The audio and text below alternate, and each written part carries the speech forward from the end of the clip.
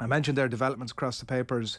Today reports that Gerry the Monk Hutch has been arrested in Spain after a European arrest warrant, facing a return to Ireland to face, firstly, that extradition hearing will have to happen at the Costa del Sol court. And then if that plays out, he'll be returned to Ireland, and it all relates to the murder of David Byrne in that infamous Regency Hotel weigh-in shooting of 2016. And I mentioned that we'll be joined on the line by the crime correspondent from the Irish Daily Star, Michael O'Toole, who I believe is on the line now. Good morning to you, Michael. Morning. Thanks, Minnie, for taking the call. Interesting developments. Were they expected? How has this come about? I was, coincidentally, yesterday I was looking at my files and going, geez, I have to check what's happening, if there's anything happening with the monk, so what do I know? So, no, it really came out of the blue just before, I heard it about 10 to 9 last night, so I think there were panic stations all over Dublin. Look, we were aware that Gardaí were actively looking for Mr. Hutch, but it certainly came out of the blue last night. But there have been a lot of twists and turns in this feud since September 2015, when the monk's nephew Gary Hutch was killed in Estepona, which is about half an hour from Fuengirola, which is quite ironic, I suppose. But this is one of the more sensational twists in the ongoing saga, I'll put it that way. Yeah. So the next stage is this extradition court hearing, the Costa del Sol. Is that all just straightforward formality, or are there complications with that? Oh no, it's far from straightforward. It depends on Mr. Hutch's attitude. He has the right to contest this extradition. So if he does, there has to be a full hearing over in Spain, and that could take up to 6 months. If he doesn't, he could be back in Ireland within a fortnight. But it's very much up to him. But senior investigators I was speaking to last night were of the view that he would probably be a fool if he didn't fight it, because he has a chance. Because once he comes over to Ireland, just to explain, it's European arrest warrants issued by the Department of Justice, basically in Ireland, after the Director of Public Prosecutions ruled that or ordered Gardaí to charge Mr. Hutch with the murder of David Byrne at the Regency in 5th of February 2016. So it's not the arrest warrant. It can't be for questioning. You can only be extradited within the European Union for the purpose of charge. So the DPP has already ordered that he be charged here. So when he is brought back, if and when he is brought back, he will be immediately arrested when he gets into probably Dublin Airport, brought to the Special Criminal Court, which is the 3-judge non-jury court, which is dealing with the Regency case, and he'll be charged with murder, and he will probably be put into custody. So it'll be up to him to try and get bail, but that'll be a matter for the judges then. So I think anybody in their right mind would probably try and contest it at the Spanish stage rather than bringing it back to Ireland. So to all intents and purposes, I'd be highly amazed if Mr. Hutch didn't try and fight the extradition while he's in Spain. Was there ever any issues, Michael, between the cooperation between Ireland and the Spanish authorities? I know that it's a bit of a minefield over in Spain with regards to who has jurisdiction over what area of the country and things like that. It seems like the wheels were greased pretty well here and things ran pretty smoothly. Yeah, the Spanish police and the Garda and all European police forces have an international liaison office. There's one in Garda headquarters in Phoenix Park. So, and it's mutual assistance, it's called. So if ever there's a Garda, say in Store Street or Ballymun in this case, which is investigating the Regency, they'll get in contact with mutual assistance, who will talk to international liaison, and then they will talk to their counterparts in whatever police force. So the EU really does, and the Europol and European justice, the wheels of justice do move quite smoothly in Europe now. So there was never any question of any problems. I know that there's the Policia Nacional, Policia Local and the Guardia Civil over there, but I think in this case it was the Guardia Civil who handled really rural crime. Fuengirola, where he was arrested, would probably be regarded as a rural area. So no, I don't think there are any issues with cooperation at all. The cooperation across all of Europe really is quite good at the minute. Would it have to have been, like, it's 5 years on, obviously, there new developments in the case, or what has led to this?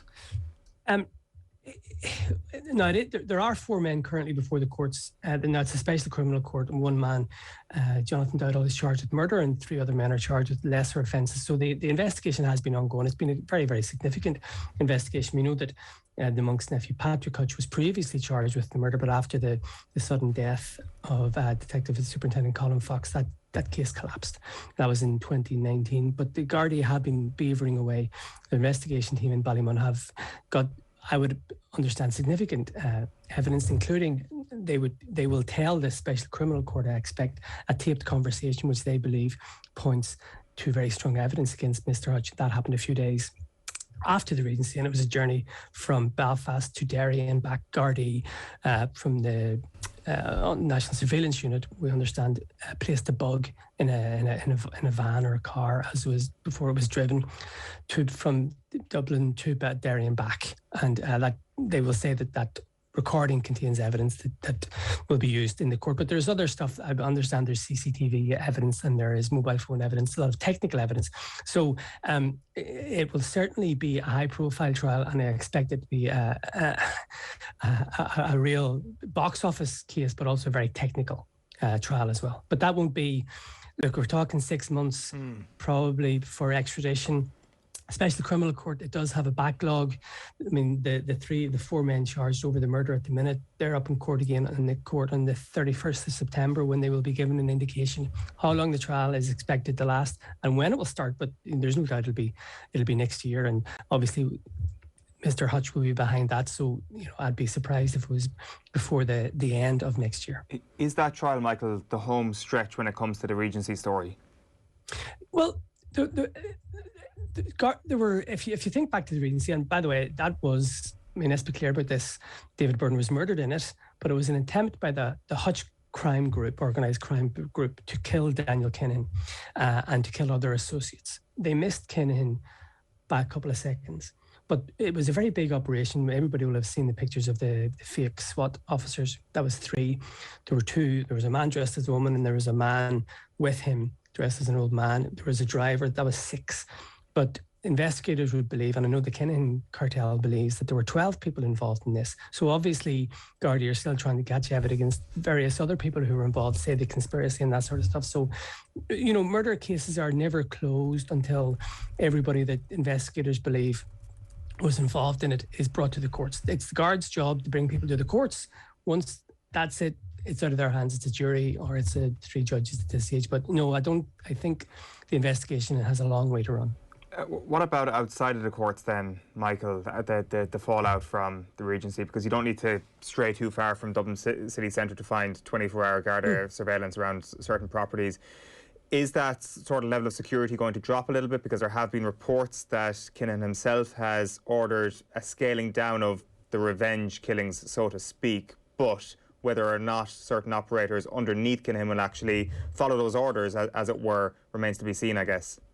Yeah, I did that story a few weeks ago. It was my understanding that Kinahan, we all know, you guys would know more about the boxing side of it than me, but we all know that Kinahan is involved in the sports washing, and he's trying to build himself up as boxing's Mr. Fix-It, I suppose. And the last murder, there are now 18 deaths attributed to the Kinahan Hutch feud. It was really hectic for around middle to late 2016. It was really, really brutal. But the last murder was in January in 2018.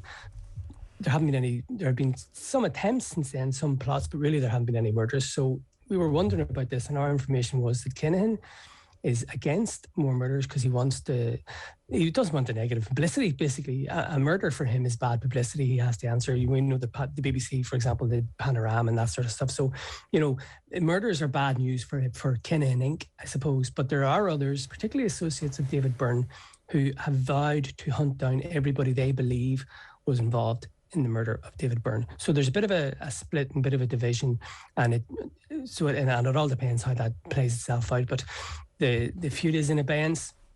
It could come again at any minute. It all depends. One of David Byrne's associates could just lose the head one day and just order a killing. So it's very much hanging over Dublin. I'll put it that way.